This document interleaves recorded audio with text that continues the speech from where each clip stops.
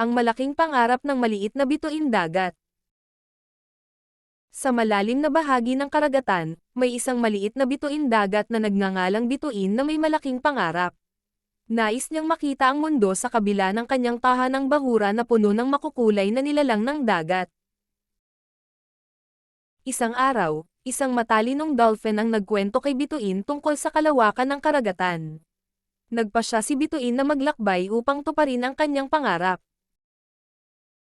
Sa kanyang paglalakbay, nakilala niya ang isang mahiyain na kabayong dagat na nagbigay sa kanya ng mapa ng mga agos.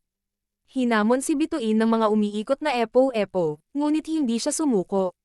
Tinulungan niya ang isang grupo ng maliliit na isda na makatakas mula sa isang lambat ng mga mangingisda.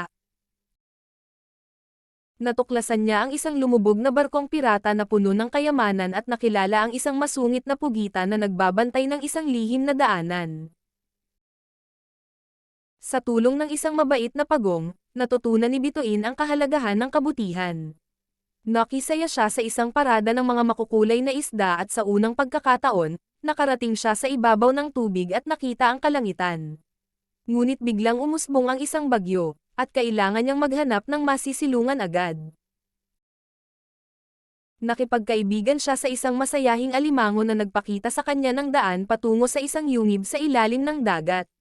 Doon, nasaksihan ni Bituin ang kagandahan ng mga planktong bioluminescent. Napagtanto niya na bawat nilalang ay may kanya-kanyang mahalagang papel sa dagat.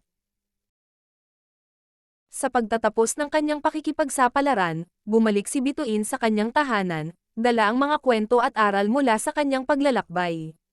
Ang kanyang pakikipagsapalaran ay naging inspirasyon sa iba pang mga nilalang ng dagat na mangarap ng malaki. Ang bahura ay nagdiwang ng kanyang pagbabalik sa pamamagitan ng isang engrandeng piging.